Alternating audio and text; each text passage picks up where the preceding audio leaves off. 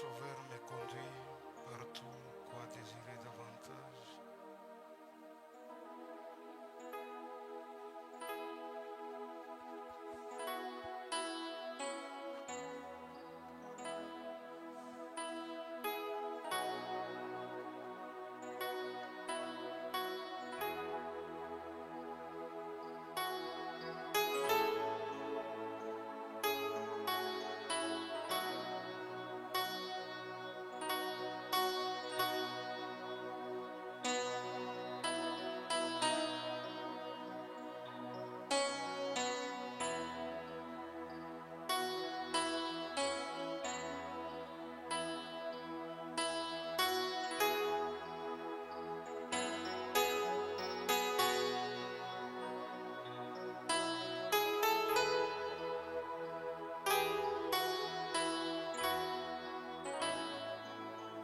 Veuillez vous tenir debout.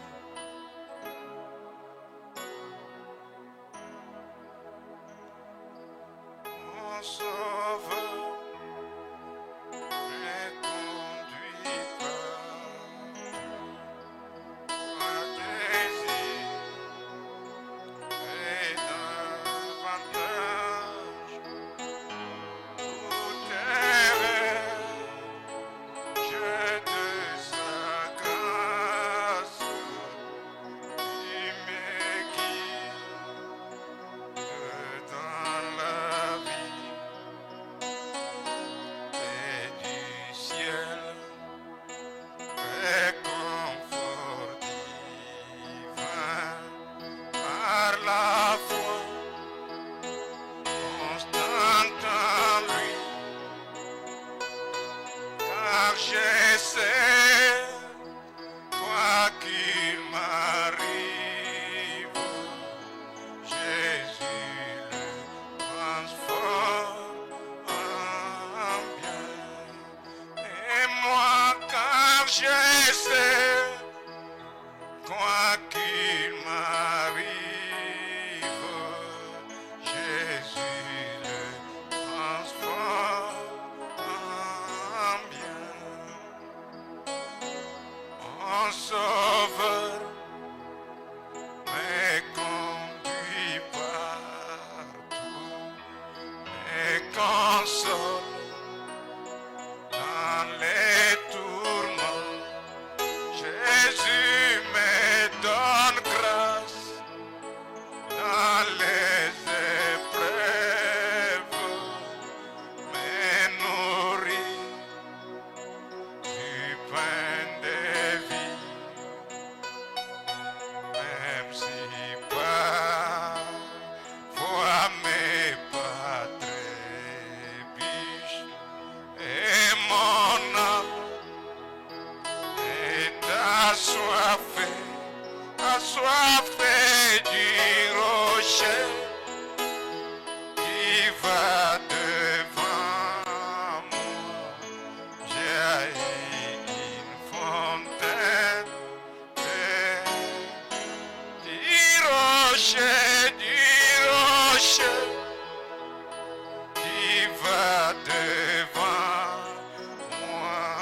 J'ai une fontaine de mon sauveur me conduit partout, plénitude de son amour, un repos complet mais promis à la maison de mon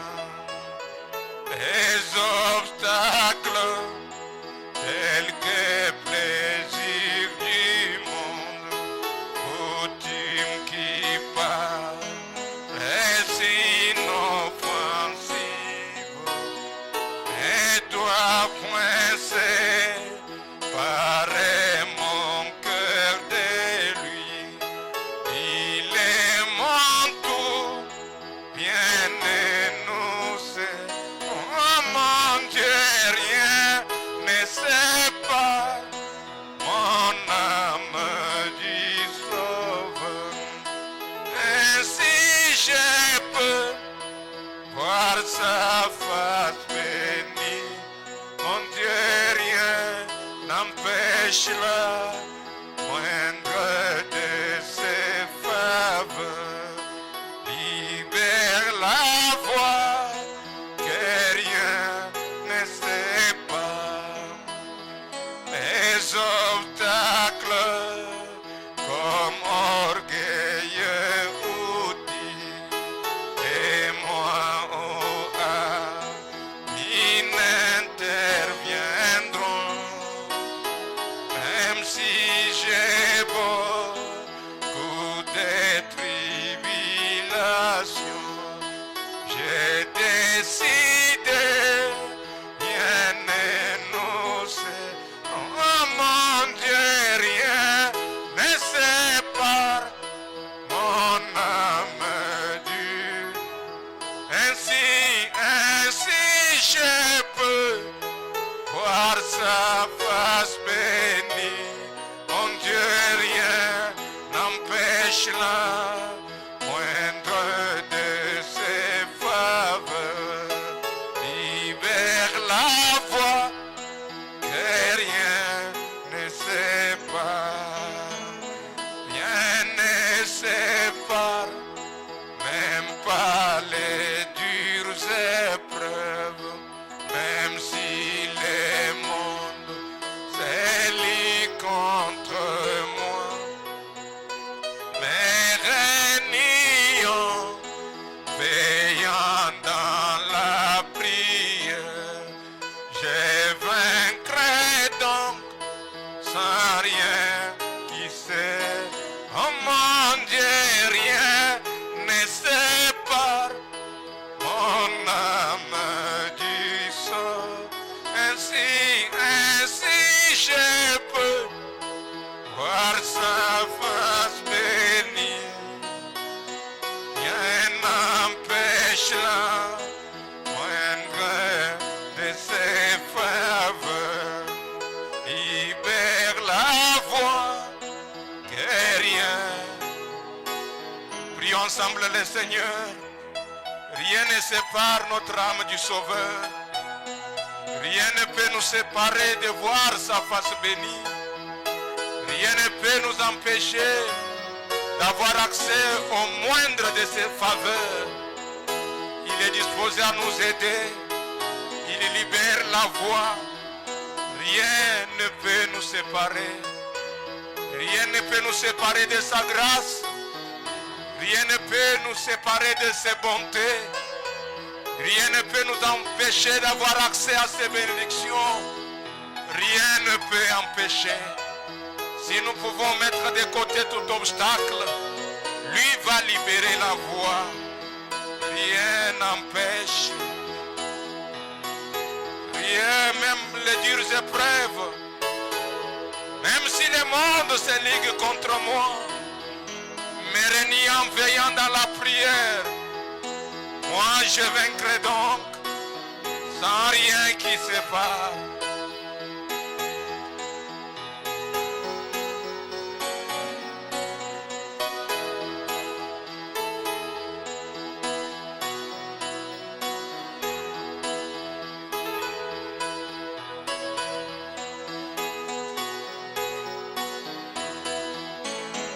Rien ne sépare, même pas les dures épreuves. Même si les mondes s'élient contre moi, mais régnant, veillant dans la prière, je vaincrai donc sans rien qui sépare.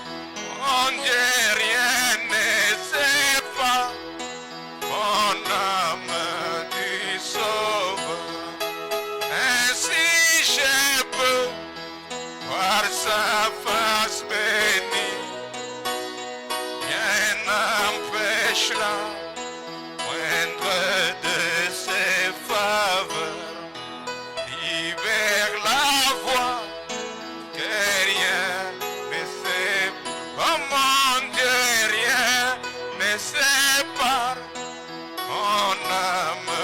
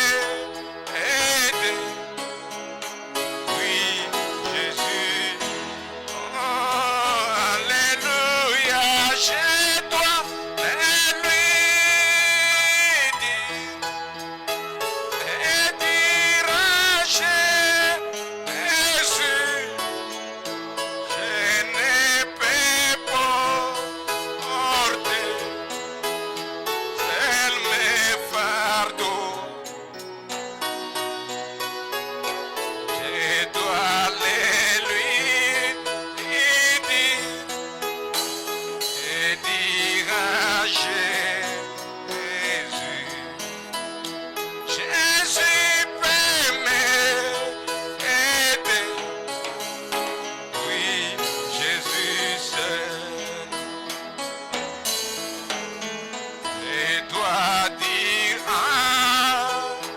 j'ai dit tous mes amis.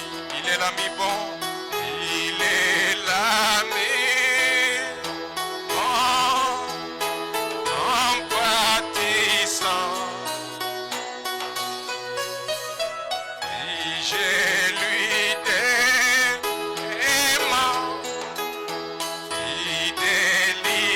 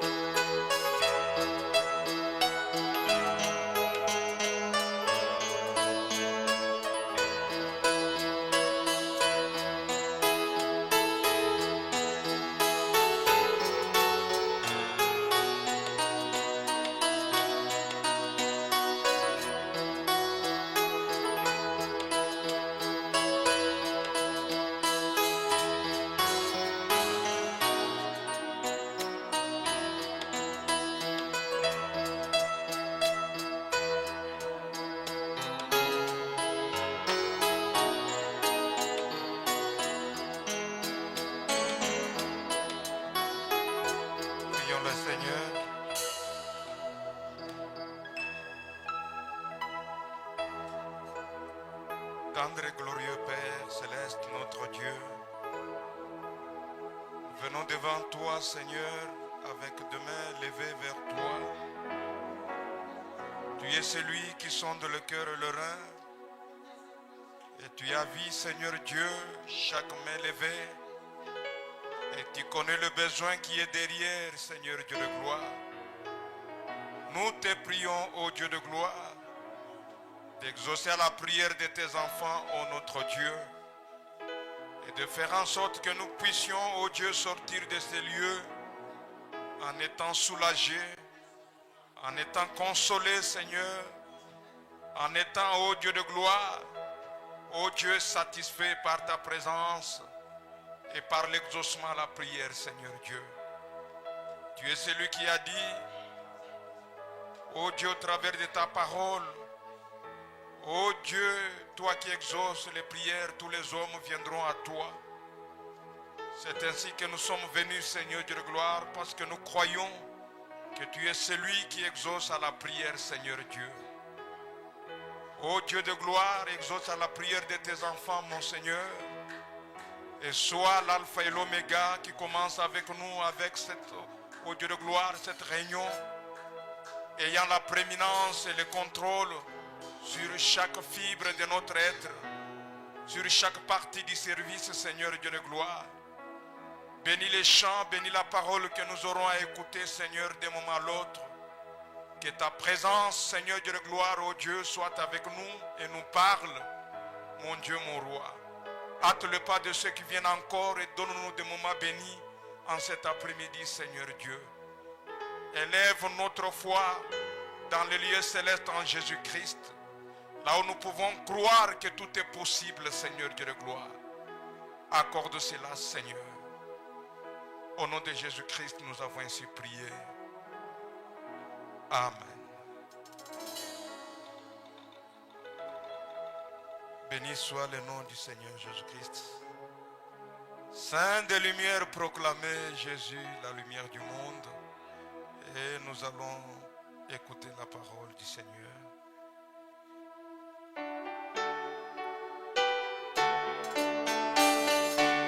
Saint des lumières, proclamez qu'il est la lumière du monde. Il y a la miséricorde en son nom. Oui, nous marcherons dans la lumière éternelle.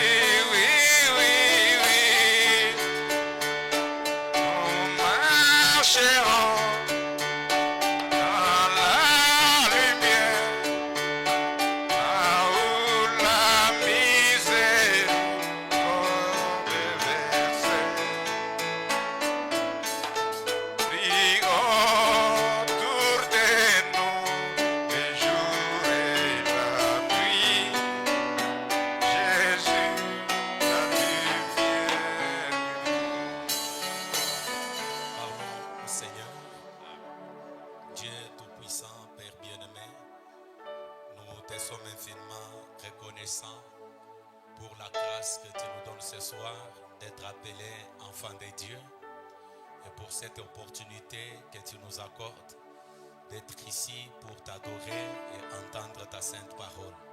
Seigneur, je te prie de pardonner mon propre péché. Pardonne les péchés de mon frère. Pardonne les péchés de ma sœur. Laisse-nous, Seigneur, pénétrer dans ta présence comme des dignes fils, Seigneur. Entre tes mains, nous consacrons ces instants. Nous boutons dehors tout autre esprit qui n'a pas Jésus-Christ pour Seigneur. Laisse que la gloire de l'Éternel couvre toute cette salle. Bénis ton peuple et transporte-nous dans les lieux célestes en Christ. Tout pour la gloire de ton nom, dans le nom de notre Seigneur et Sauveur Jésus-Christ. Amen. Vous pouvez d'abord vous asseoir, que Dieu vous bénisse. Saluez quand même votre voisin, dites-lui que Dieu te bénisse. Est-ce que tu peux encore lui dire que Dieu te bénisse et bienvenue dans la maison du Seigneur? Je suis très content d'être devant vous ce soir pour apporter la parole. Je ne peux pas commencer sans remercier d'abord le révérend pasteur Chim. C'est un ancien et un père pour nous. Quand nous nous tenons derrière sa chair ce soir, nous sommes appelés à faire les choses avec un peu de sérieux.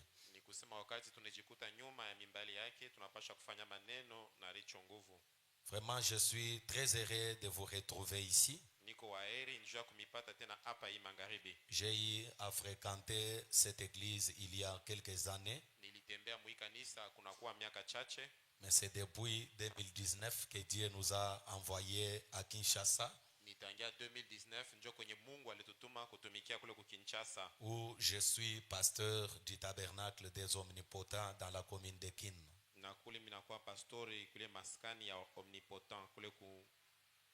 Je crois certainement que nous passerons des moments merveilleux dans la présence de notre Dieu. Nous pouvons nous mettre debout pour lire la parole. J'ai essayé de prier toute la nuit pour voir ce que le Seigneur peut nous donner comme prédication. Nous allons d'abord entrer aujourd'hui avec cette introduction. Si c'est la volonté du Seigneur, nous continuerons avec ça jusqu'au dimanche. Je suis dans Luc chapitre 5. Prenons le verset premier. Lisons au nom du Seigneur Jésus-Christ. La Bible dit, comme Jésus s'est trouvé auprès du lac de Génézareth,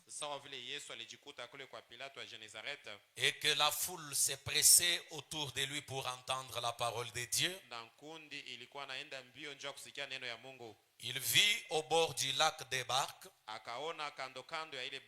d'où les pêcheurs étaient descendus pour laver leurs filets. Il monta dans l'une de ces barques qui était à Simon. Et il les pria de s'éloigner un peu de terre. Puis il s'assit et de la barque il enseignait la foule. La Bible dit, lorsqu'il y eut cessé de parler, il dit à Simon, avance en pleine eau et jetez vos filets pour pêcher.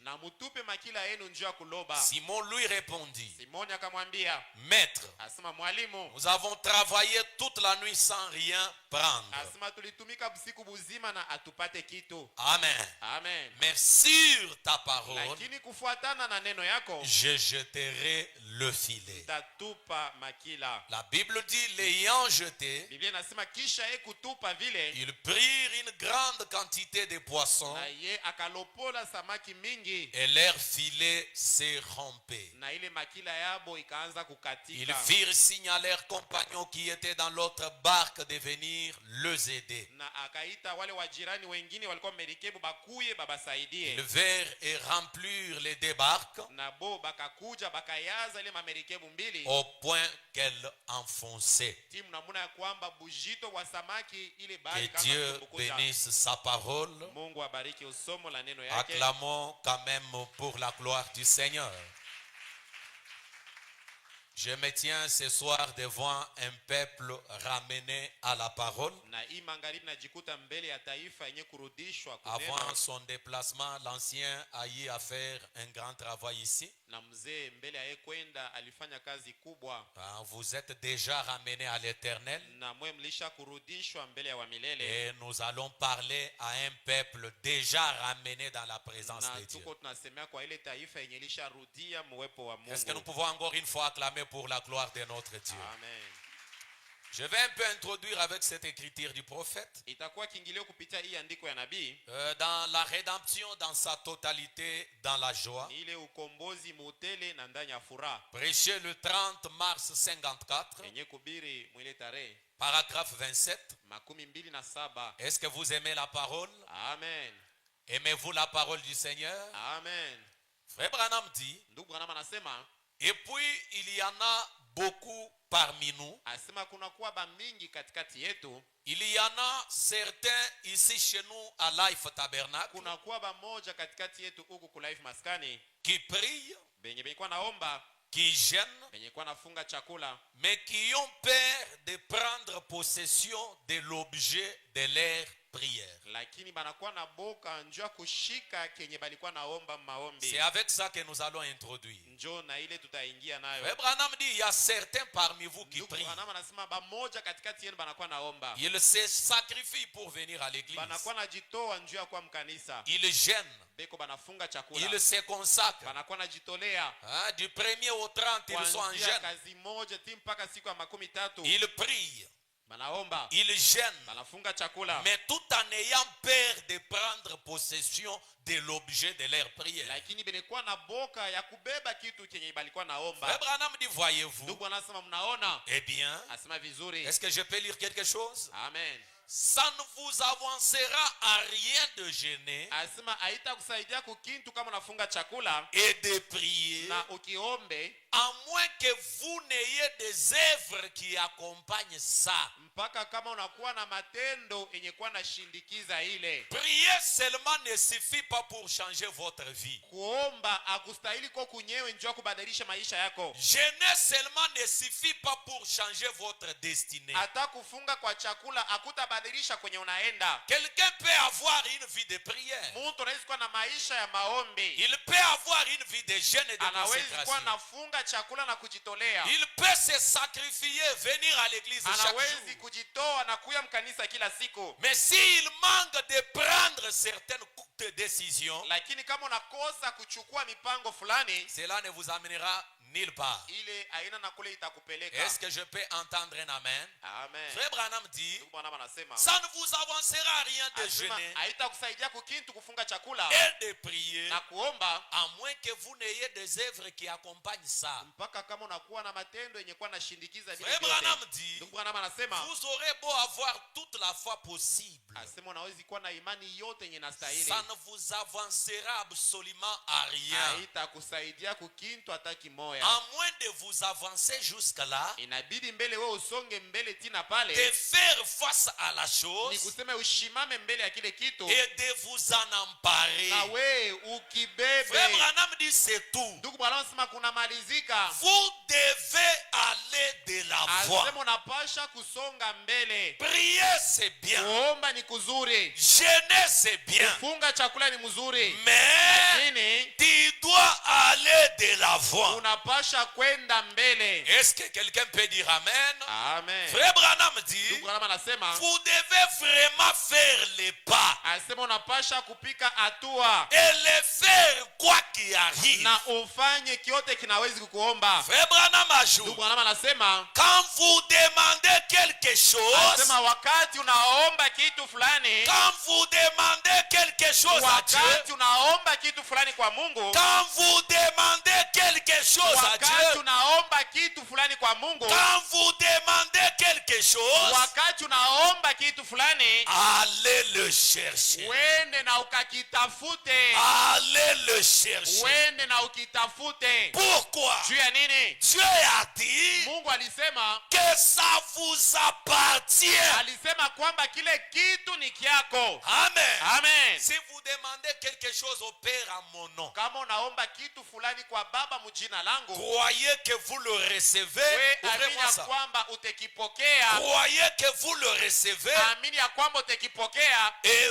vous le recevrez. na we utekipokea hakika. Amen. Amen. Venir prier seulement, c'est bien. Kuomba kukinyewe ni uzuri, Mais ce n'est pas ça la meilleure des choses à haiko faire. njo kitu kizuri kufanya. Amen. Amen. Tu peux prier des années et des années. Unawezi kuomba miaka na miaka, Tu peux jeûner des années et des unawezi années. kufunga chakula miaka na Mais miaka, si tu n'arrives pas à avancer lakini kama we hausonge mbele jusqu'à posséder la chose, tena mukubeba kitu, frère Branham dit ça ne te servira à rien. ndugu Branham anasema haitakusaidia kwa kitu. Dieu a dit que ça vous appartient. Mungu alisema kwamba kile kitu ni kyako. Alors, Na sasa quand vous lui avez demandé quelque chose, kisha we kumlomba kitu fulani, n'acceptez rien de moins. hapana kuichika kintu kya kiloko kushindia kilo liomba. Est-ce que je peux rejouer la bande? Amen. N'acceptez rien de moins. Hapana kuitikia kya chini kushindia kilo liomba. Allez chercher ce que vous avez demandé. Wende na utafute kitu kile liomba. Frère Branham dit faites ça. Ndugu Bwana anasema ufanye vile. Faites tout simplement ça Anasema we hakika tu ufanye vile et voyez le résultat. na kisha uone matukio. Frère Branham dit oui, Bwana messieurs. anasema ndio Bwana. Ne reculez pas en disant Hapana kurudia nyuma mkusema eh bien, vizuri je vais accepter ça. ntechikia hata hiki. J'accepte sa faute de mieux. Mimi nechikia hiki sawa vile ashinipe kile nilimuomba. N'acceptez rien de moins. Hapana kuichikia kya kuachana na kilo liomba. Est-ce que je peux rejouer ça? Amen. Quand vous lui demandez quelque Ni chose, kusema ukimuombe kitu fulani, n'acceptez rien de moins. hapana kuichika kile kinabakia chini ya kilo liomba. Pourquoi? Juu ya nini? Frère Branham dit, Ndugu Branham anasema aucune bonne chose, asema hakuna kitu hata kimoja kya kizuri. aucune bonne chose, Hakuna kitu kimoja kizuri. aucune bonne chose signifie Ni kusema aucune bonne chose hakuna kitu kizuri n'est refusée kile kinakatazwa pour ceux qui marchent correctement devant Dieu. juu ya bale benye kwa natembea muusawa mbele ya En Mungu. d'autres termes, Misemo ingine aucune bonne chose hakuna kitu hata kimoja kizuri n'est refusée banakikatazwa pour un peuple ramené à la parole. kwa taifa ile yenye kurudishwa kuneno. Je m'attendais à un amen. Amen. Je m'attendais à un alléluia. Amen. Frère Branham dit, Ndugu Branham anasema je suis au paragraphe 33, 33, remarquez, moneni tous les grands personnages, asema bantu bote banene, tous les grands hommes bale bantu bote bakubwa et chaque personne na kila mtu, a un temps de décision. kila mtu anakuwa na yake wakati ya kuchukua mipango. Est-ce que je peux entendre un amen? Amen. Frère Branham dit, Ndugu Branham anasema vous avez à dire oui ou non. asema unabidi kuichikia au kukatala. Peut-être cette semaine, Saa zingine hii juma vous aurez le libre arbitre unawezi kuwa na kuchakula kule de unapenda dire oui kwa ou kusema non. ndio au hapana. Amen. Amen. Frère Branham dit, Ndugu Branham anasema pour beaucoup ici, asema njuu ya bamingi hapa c'est peut-être ce soir saa zingine hii magharibi que vous avez à dire njo uko na cha kusema oui ou non. ndio au hapana. Amen.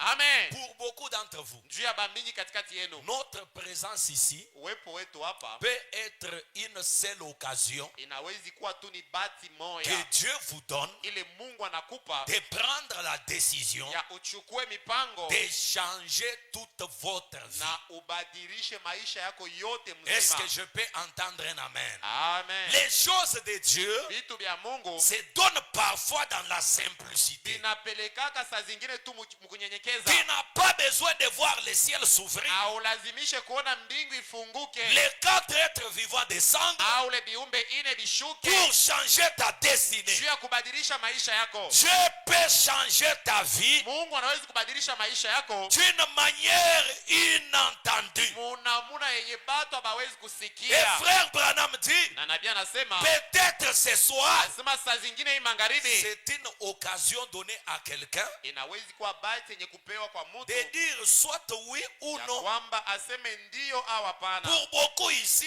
Juu ya bamingi hapa c'est peut-être ce soir. saa zingine hii magharibi, Frère Branham dit, ndugu Branham anasema vous avez à dire, asema uko na kia kusema j'accepte Christ comme mon guérisseur. nimechikia Kristu sa mponyaji wangu Ou je ne l'accepte pas. au mina mukatala tu. Qu'est-ce que nous venons faire cette semaine? Tunakuwa kufanya hapa nini kuijuma? Soit vous acceptez votre guérison Au unechikia uponyaji yako et vous êtes guéri de votre na maladie, unapona kwa magonjwa yako, soit vous venez contempler un jeune prédicateur, Ah, pasteur on a qui pris prêche à- la parole, kuangalia- vous le contemplez toute la soirée et vous rentrez à la kuangalia maison. tu mhubiri mwenye kuwa na ubiri kila magharibi na unarudia kwako. Frère Branham dit, Ndugu Branham anasema cette semaine, asema njuu ya hii juma vous avez à dire, unapasha kusema j'accepte Christ comme mon guérisseur, nimesikia Kristo saa mponyaji wangu ou je ne l'accepte pas. au mina katala tu. Le prophète dit, voyez, Nabii anasema mnaona, tout dépend de vous. asema vyote Si vinaangalia ni vous kwako. restez pécheur, Kama unabakia mtenda zambi Dieu n'est pas responsable. haiko mambo ya Mungu. Si vous restez malade, Kama unabakia mgonjwa Dieu n'est pas haiko responsable. mambo ya Mungu. Si vous restez lié Kama unabakia mfungwa après notre intervention, kisha mahubiri ya hii Dieu magharibi ne sera pas responsable. haitakuwa mambo ya Mungu. Est-ce que je peux entendre un amen? Amen.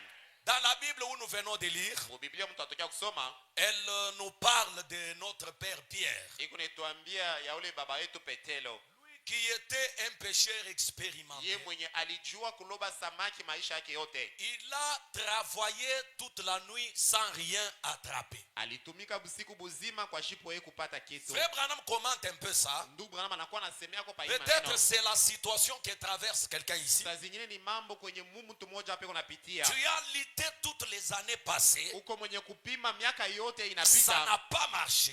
abiendeke. Tu as essayé de te construire Unapima kujijenga des années et des années. miaka na miaka Ça n'a pas marché. abiendeke. J'aurais juste besoin de ton attention cette semaine. Mimi napenda hii juma uwe na usikilivu. Peut-être Dieu fera quelque chose dans la simplicité. Saa zingine Mungu atatenda mnamna kujishusha tu. Ne regarde pas tes symptômes. We hapana kuangalia kwa maumivu yako. Ne regarde pas ton obstacle. Hapana kuangalia kikwazo kenye kwa mbele Ne yako. considère pas la gravité de ton problème. Hapana kuangalia bunene bwa ile mambo kunayo. Donne-moi juste ton attention We unipatie tu usikilivu et sois connecté à l'action du na Saint-Esprit. uwe mwenye kuungana na tendo ya Roho Mtakatifu. Frère Branham dit d'en prendre Dieu au mot. Ndugu Branham anasema kuchukua Mungu kumisemo yake Prêchez le 13, 11, 55. yenye kubiri mwile tarehe. Je suis au paragraphe 3, je prends au milieu. Niko kistari cha 3 nachukua pale katikati. Frère Branham dit ceci. Ndugu Branham anasema Est-ce hivi. que quelqu'un peut aimer la parole dans la salle? Amen. Frère Branham dit, Ndugu Branham anasema mais la foi asema lakini imani est sûre. yo inakuwa na hakikisho. Promettez-vous de dire amen à la parole? Amen. La foi Imani est sûre. inekalaka ya hakikisho. La foi ne tâtonne pas. Imani haiwezi kutankatanka. La foi ne questionne pas. Imani haijulizishake. La foi, c'est quelque chose de réel. Imani ni kitu cha kupapasa. C'est quelque chose de palpable. Inakuwa ni kitu cha kupapasa. La foi est une chose sûre. Imani inakuwa ni kitu cha hakikisho. Est-ce que vous le croyez? Amen. Frère Branham dit, Ndugu Branham anasema considérez Pierre asema muoneni sasa Petelo cette nuit-là, ile busiku ile lorsqu'il a ramé dans la barque. wakati alikuwa na mule mumerikebu yake. Pierre tramé toute la nuit alipima kuloba busiku buzima pour pécher juu ya kuloba et il n'avait rien na pris. ye akupate kitu. Est-ce que vous êtes là? Amen. Tout comme vous, Mpaka sawa we Pierre a travaillé toute la nuit. Petero alitumika busiku buzima Il n'a rien na attrapé. ye akulopole kitu. Frère Branham dit, Ndugu Branham anasema et le lendemain matin, anasema kesho yake oui asubuhi bien sûr, ndiyo hakika tout pécheur sait combien c'est décourageant asema ule moto anajua kuloba, anajua vile nakuwa kufadhaishwa de pécher toute la nuit sans rien prendre. ya kuloba busiku buzima na upate kitu. Il était donc assis sur le rivage. Alikuwa mwenye kuikala pembeni ya mtoni Après avoir travaillé toutes les années, toute la nuit comme vous. Kisha kutumika bushiku buzima au hii miaka yote. L'année 2026, Na hii mwaka 2026 l'apôtre Pierre s'approche sur sa barque. na njoo ule mtume Petero anachofa kule kumerikebu Il yake. était juste assis sur les rivages, Alikuwa mwenye kuikala pembeni ya maji, en train de nettoyer le filet. mwenye kuwa anasafisha makila yake, Lui et les autres pécheurs. ye na bale balobaji bengine. Frère Branham dit, Ndugu Branham anasema Pierre découragé, asema Petero alikuwa mwenye kuchoka, assis là en train de nettoyer les eko filets pale tu mwenye kuikala kwa anasafisha pour makila yake, rentrer à la pia maison kusema arudie kunyumba, dans le désespoir, mwenye kuchoka ye wote sans secours, kwa shipo kimbilio, sous cette fatigue, kuile chini ya mchoko, sous cet sommeil. kwa ile bushingishi mwa Il bushingi mzima, nettoyait les filets. alikuwa anasafisha makila yake Étant découragé, na ye mwenye kuchoka, lui et les autres pécheurs. ye na bale balobaji bengine. Frère Branham dit, Ndugu Branham anasema et Jésus est venu. asema njoo pale Yesu akafikia hapo, Il est venu là où se trouvait Pierre alifika penye Petero alikuwa et s'est mis à lui parler. na njoo akaanza kuongea naye. Quand est-ce que Jésus vient? Ni wakati kani Yesu anafikaka, Il vient quand vous êtes déjà fatigué. anafikaka mpaka ile wakati we ulishachoka, Il vient quand vous êtes déjà désespéré. eko nakuya wakati unapusa tumaini, Il vient quand vous êtes sur le point de lâcher. anakuyaka ile wakati we unapenda kuachilia. Frère Branham dit, Ndugu Branham anasema regardez, moneni, je peux entendre Pierre dire, mimi nawezi kusikia Petero kwa nasema hivi, mes amis, asema warafiki, prenons cette souche tubebeni sasa hivi na et bakia allons nous asseoir là na twende tuikale pale ya et miche écoutons la na parole. tusikilize sasa neno. Alléluia. Amen. Là, c'est l'homme désespéré Pale ni mtu mwenye kuchoka, qui ne s'est pas éloigné de l'église mwenye ashikwende mbali na kanisa, malgré la déception, hata saa vile alichoka, malgré le hata découragement. saa vile alifadhaishwa. Quand il a vu Jésus entrer en scène Wakati akaona Yesu anaingia et mkiwanja commencer à donner na l'exhortation, kwanza kubakankamisha, l'apôtre Pierre dit à ses ule collègues, mtume Petero anaambia benjake, cessons d'abord de asema travailler, kumbi tuache mbele kutumika, arrêtons d'abord ça. tuache kila kitu. Aujourd'hui, c'est le jour de culte. Juu ya leo ni siku ya maombi. Jésus est en train de parler. Yesu yuko anasema kukanisa, Il est vrai que nous sommes désespérés, ni kweli tuko benye kuchoka, mais allons-y quand même l'écouter. lakini njuu ya neno ya Mungu twende tukaisikie. Est-ce que vous êtes avec moi? Amen. L'apôtre Pierre est allé écouter la prédication de l'homme Jésus. Na ule Alléluia. mtume Petero akaenda kusikia maombi ile mahubiri ya Yesu. Et qu'est-ce que Pierre disait? Na Petero alikuwa anasema nini? Pierre parle à ses collègues et dit, Anaambia benjake, anasema allons-y d'abord nous asseoir twende mbele na tuikale là dans l'église kule mkanisa et écoutons. na tusikie vile banakuwa na hubiri. Pourquoi Juu ya nini? cet homme, Huyu mtu quand il parle, wakati yeye anaanzaka kusema il est un peu différent. eko mwenye kuachana na haba bantu bote. Pierre dit, Petero anasema malgré la déception, hata sawa vile tulishachoka, malgré la fatigue du hata corps, sawa vile adiendeke, malgré le découragement, hata sawa vile tunafadhaishwa, je sais mimi najua que quand Jésus se met à parler, wakati Yesu anaanzaka tu kusema ses paroles à lui isemo yake se diffèrent des paroles des iko hommes. yenye kuachana na ya bantu bote haba. L'homme peut parler, Mtu anawezi kusema, mon père peut parler, baba yangu anawezi kusema, mon chef au travail a parlé, shefu yangu mkazi anawezi kusema, ma tante a parlé, sangaja alishasema. Mais comme là, Sawa juu ya hapa il s'agit de sa présence. inakuwa ni uwepo wake. Allons-y d'abord nous asseoir Tuende mbele na tuikale et écoutons cet homme tusikie parler. huyu mtu wakati anasema. Pourquoi Juu ya nini? cet homme Huyu mtu est un peu différent? anakuwaka mwenye kuachana na bantu bote. Est-ce que quelqu'un peut dire il est différent? Amen. Eko mwenye kuachana. Cet homme Huyu mtu est un peu différent. anekalaka mwenye kuachana na bantu bote. Pierre ajoute, Petero anaongeza quand lui parle, wakati yeye anaanza kusema il parle différemment des autres. anasemaka namuna ya kuachana ya bantu bengine. Cela veut dire, Ni kusema nini? là où les hommes me condamnent, Wakati bantu banakuwa na hukumu, là où je me trouve dans le désespoir, wakati mimi najikuta mimi nafadhaishwa, abandonné, mwenye kuachiriwa, délaissé. mwenye kuachiriwa, Mais quand Jésus prend la parole, wakati Yesu tu akianza kusema il parle différemment. anasemaka namuna ya Ses kuachana. paroles à lui Misemo yake ne condamnent pas. ye haina kuhukumu mbele Ses paroles à lui yake. Misemo ne me demande pas si j'ai péché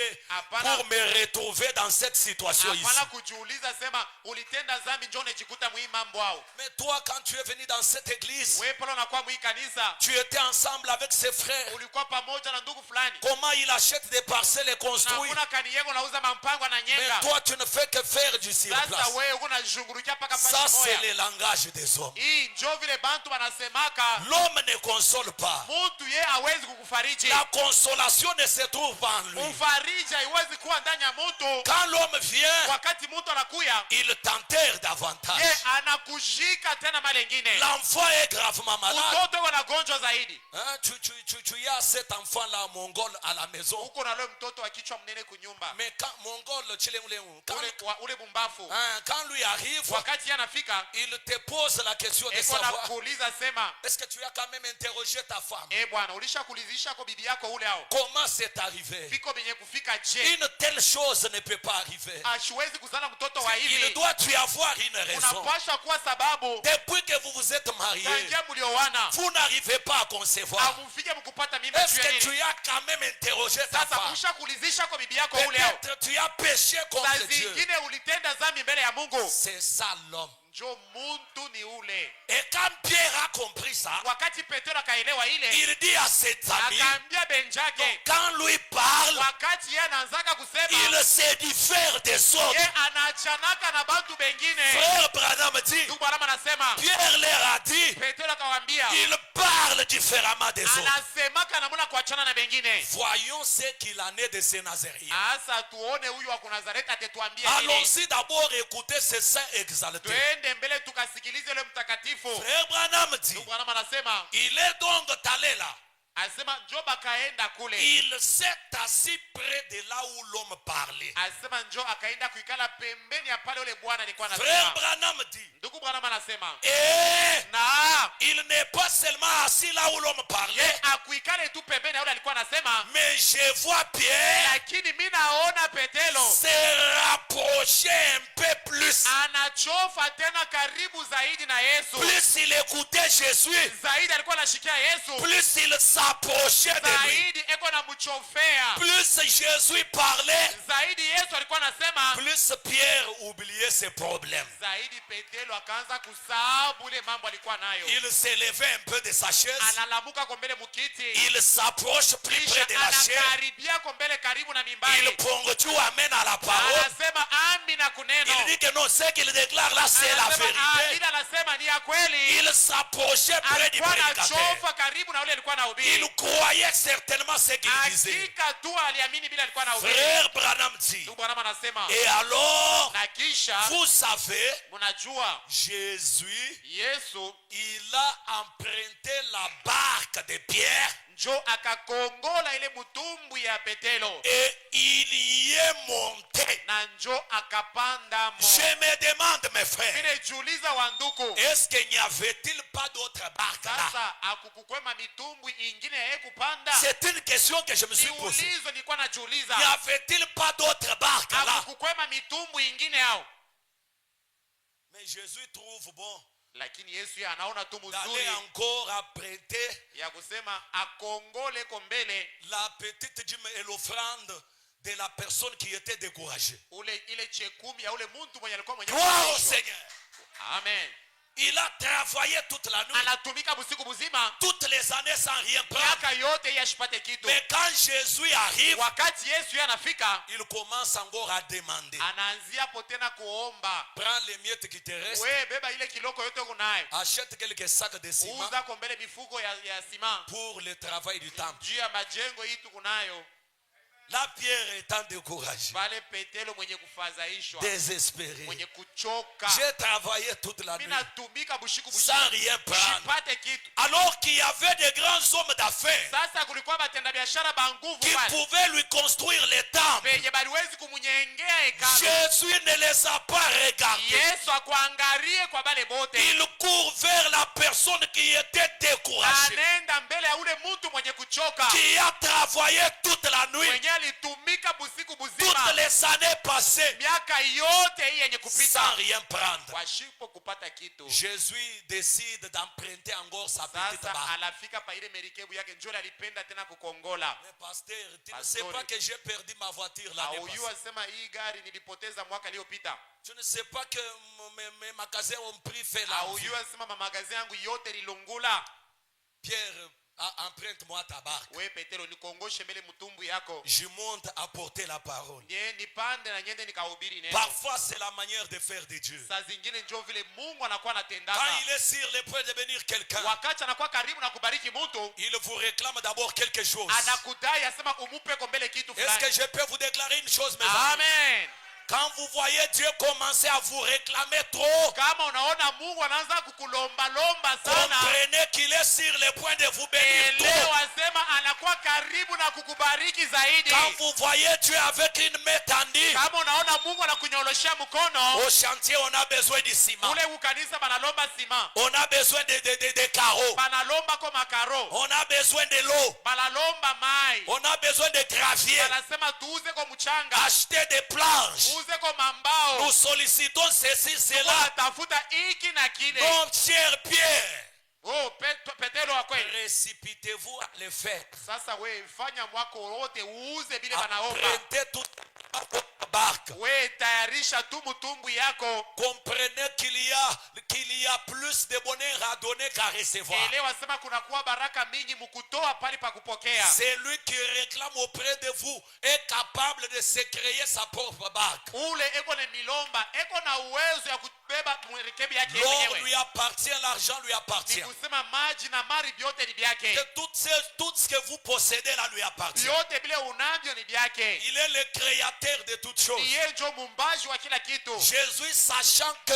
l'apôtre Pierre était fatigué, Yesu mwenye kujua sema mtume Petero alikuwa mwenye kuchoka. il vient encore emprunter sa barque. Anakuya tena kukongola mtumbu yake. Pierre n'a pas refusé de céder la barque. Petero akukatale kumpatia hayo. Parfois, Dieu veut utiliser premièrement ta barque avant de te bénir. Saa zingine Mungu anapendaka kutumikisha mtumbu yako mbele yeye kubariki. Soyez toujours heureux We kuwa mpaka waheri quand vous donnez votre barque au Seigneur. wakati unakuwa napatia Yesu merikebu yako. Est-ce que je peux entendre un amen? Amen. Est-ce que je peux entendre un alléluia?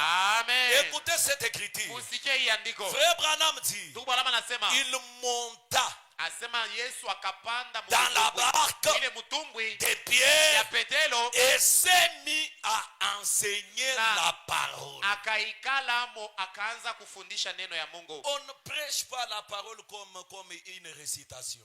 Mahubiri haikalake tu kusema sema mpaka hivi. Nous devons comprendre ça, frère. Tunapasha kuelewa hii andiko. Pierre vient décourager dans l'église Petero anakuya mwenye kuchoka mkanisa. pour entendre la parole. Juu akisema asikie neno. Jésus prend la décision d'emprunter d'abord sa barque. Sasa Yesu anabeba mipango akongole mbele mtumbwi yake. Pierre a cédé la barque sans raisonner. Petero anabeba yake mtumbwi akapeleka. Et quand Jésus monte dans la Na barque, pale Yesu anapanda mo. écoutez, Msikie il monte dans la barque de Pierre anapanda mu mtumbwi ya ya Petelo, et commence à enseigner la parole. kisha anekalamo anaanza kufundisha neno. Où est-ce que Jésus s'est trouvé pour enseigner la parole? Sasa Yesu alijikuta ni wapi njoo ya kufundisha neno? Dans le sacrifice de Pierre, Alijikuta ndani ya ile matoleo ya dans la Petelo, souffrance de Pierre, mu mateso yake mule, dans les gémissements de Pierre. mule mukuria kwake. Jésus vient prendre l'épée que Pierre possédait Yesu anakuwa kubeba ile kiloko limubakiria pour se construire un temple, njoo ya kusema ye ajenge ko hekalu, afin d'apporter la parole. njoo ya kusema alete moneno. Jésus a voulu construire premièrement l'autel Yesu alipenda mbele kujenga mazabao pour que la transmission de la parole lui soit facile. juu ya kwamba wakati nataanza kufundisha ikuwe C'est mwepesi après kwake. avoir donné sa barque Ni kisha ye kupeleka mtumbu yake qu'on obtient la promesse. njoo banapokeaka malako. C'est après avoir cédé sa barque Ni kisha ye kupeleka mtumbu yake au Seigneur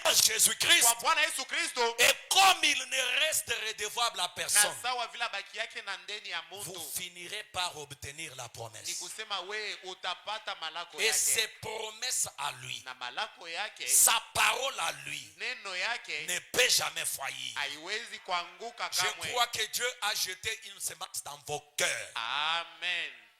Frère Branham continue et dit, Ndugu Branham anaendelea anasema, il est monté dans la barque asema akapanda et mumutumbwi, il s'est mis à enseigner le peuple de Dieu. na sasa akaikala akaanza kufundisha taifa ya Mungu. Frère Branham dit, Ndugu Branham anasema, et lorsqu'il y cessait d'enseigner, asema kisha ye kuisha kufundisha il parla à Pierre pale, sasa njo akasemezana na Petelo et dit, na akamwambia, maintenant, asema sasa hivi, je vais comme récompense. sasa sa maripo.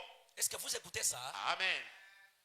J'aimerais vous amener à comprendre que c'était une récompense que l'apôtre Pierre a mérité après avoir cédé sa barque. Ninapenda mwelewa sema ile maripo lifuata inastahili kwa ile kutoa alitoa naye. Est-ce que je peux entendre un amen? Amen. Quand vous faites quelque chose pour Dieu, Wakati wewe unafanya kitendo juu ya Mungu, quand vous contribuez pour l'avancement du royaume, wakati wewe unakuwa natoa njoo kusema ufale ya Mungu iende mbele, quand vous décidez à construire le temple pour Dieu, wakati uko unachukua mipango njoo kujenga hekalu juu ya Mungu, il ne sera jamais redevable. ye atabakiaka na ndeni. Je répète, il ne sera jamais redevable. Ninasema atabakiaka na ndeni ya mtu. Dieu rembourse avec beaucoup d'intérêt. Mungu anaripaka, eko naripa kisha naongezea hapo vya mingi. Après avoir prêché la parole Kisha ye kubiri neno dans la barque de Pierre, ule mumutumbu ya Petelo, Jésus lui dit, Yesu akamwambia,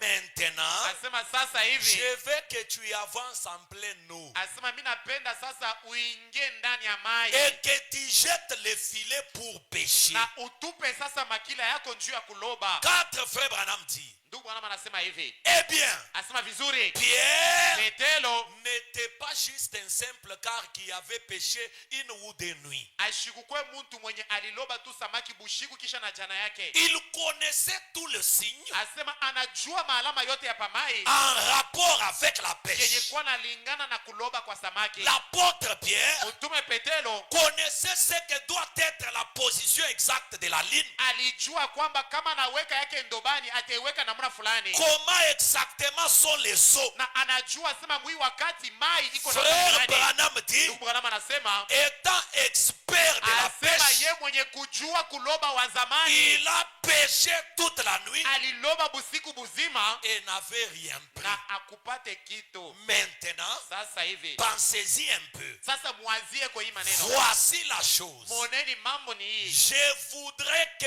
vous saisissez cela. Asema mimi napenda mushike hii maneno. Quand Branham attire votre attention, Wakati nabii anakuwa navuta angalisho vous yenu, devez plus vous rapprocher de na Dieu. pale mnapasha kukaribia zaidi mbele ya Mungu. Branham dit maintenant, Nabii anasema sasa si hivi, tu étais distrait, asema kama ulikuwa mwenye kusula, pense un peu à ça. asa fikiri pa hii mambo. Voici la chose. Mambo yo hii. Je voudrais que vous saisissez cela. Asema mimi napenda mwelewe hii maneno. Branham dit, vous voyez, Nabii anasema munaona, il avait péché toute la nuit aliloba busiku buzima et n'avait rien na ramassé. ye akupate kitu. Et cependant, Na njo pale Jésus leur dit Yesu yeye akamwambia de retourner droit à l'endroit où il avait péché ya kwamba arudie pa ile fashi penye alipima kuloba et de jeter les filets. na atupe potena makila. Jésus lui dit Yesu anamwambia qu'il aurait beaucoup de ya poissons. kwamba atalopola po samaki mingi. Qu'il aurait beaucoup de poissons où? Atapata samaki mingi wapi? À la même endroit. Paka pa ile fasi moya moya. La même activité. Paka mwile kazi ya Le même travail. paka ile kazi ya kila siku. Le même business. Paka ile business moya Comme moya. tu es dans la volonté de Dieu. Sawa vile uko mu mapenzi ya Mungu. Retourne là. We rudia pale. Jette les filets pour Na pêcher. utupe makila juu ya kulopola. Et tu auras beaucoup de poissons. Na utalopola samaki mingi. Frère Branham dit, Ndugu Branham anasema bon, sasa puisqu'il venait de pêcher dans cette eau une heure avant, sawa vile alitokea kupima kulopola mwile maji kunakuwa wakati et moja il y avait pêché heure après heure, na alipima kuloba saa kisha saa ingine presque toute la nuit, ilikuwa busiku bote bujima sans prendre un seul poisson. na akulopole samaki hata huyu moya. Comment allez-vous jeter les filets là Sasa namuna kanutenda kutupa paka pa ile fashi et avoir beaucoup de poissons? na kulopola po samaki mingi. Frère Branham dit, Ndugu Branham anasema d'ailleurs, japo les poissons basamaki ne circulaient même pas. asema basamaki wenye abakuwa na junguluka mwile mai. Ce n'est même pas raisonnable. Asema hakuna namna kufikiri mambo ya vile. Ça n'a pas de sens. Asema abina na mana. Ce que Jésus disait, Vile Yesu alikuwa anasema ça n'avait pas de sens. habikukuwe na mana. Pourquoi? Juu ya nini? Un expert y était.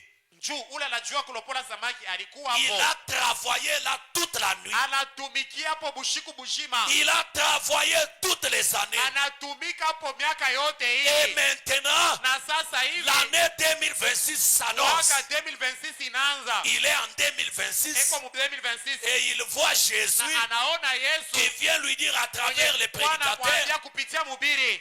retourne là, jette encore les Asema filets wewe pour rudia pêcher. paka mwile kazi yako na utupe tena makila. Peut-être autrefois tu le faisais en dehors de ma volonté. Saa zingine hii mawakati yote ilikuwa natupa lakini ilikuwa Mais mapenzi comme yangu. tu es déjà un peuple à ramener, Sawa vile ulishakuwa taifa yenye kurudishwa. retourne là, Kumbi rudia sasa jette alors les na filets utupe makila male ingine pour pêcher. juu ya kulopola samaki. Frère Branham dit, Ndugu Branham anasema quand Pierre a entendu ça, wakati Petero akasikia ile il a dit, akasema Branham dit, écoutez, na mimi nasema musikie. c'est là la chose. Asema njoo mambo yenyewe. Pierre ouvre sa bouche et dit, Petero akafungula kinywa yake mkusema Seigneur, asema Bwana nous avons péché à la scène toute la nuit asema tuku benye kulopola kupima kulopola bushiku bushima et nous n'avons rien pris. na atukupate ataka samaki kamoya, Néanmoins, lakini sur ta parole, sawa vile ni wewe njoo nasema je vais jeter les filets. nitatupa makila. Autrefois, Wakati ile ilipita je le faisais en dehors de ta volonté. nilikuwa naifanya ilikuwa ni nje ya mapenzi yako, Mais ce soir, lakini juu ya hii magharibi sur ta parole, kufuatana na neno yako je vais jeter les filets. nitatupa makila. Branham dit, Nabii anasema vous y êtes. asema njoo munafika sasa, Vous y êtes. munaelewa sasa, Vous y êtes. njoo munaelewa. J'ai travaillé toutes les années. Mungu alikuwa nilitumika hii miaka yote, Je n'ai rien attrapé. siapataka kitu, Mais comme je suis na ramené, sawa vile mimi narudishwa ramené à mwenye l'éternel, kurudishwa mbele ya wamilele, étant dans la volonté de Dieu, na mie mwenye kuwa mu mapenzi ya Mungu, sur ta parole, kufuatana na neno yako, sur ta parole, kufuatana na kile unasema, je jeterai mon filet. nitatupa makila yangu. Branham dit, Nabii anasema ce soir, hii magharibi vous y êtes. unafikia hapo, Vous y êtes. uko benye kufika. Écoutez, Msikie, c'est ça prendre Dieu au mot. asema hii njo kuchukua Mungu kumisemo yake. Tu n'as pas la citation, frère. Hauna na nduko, 4e paragraphe.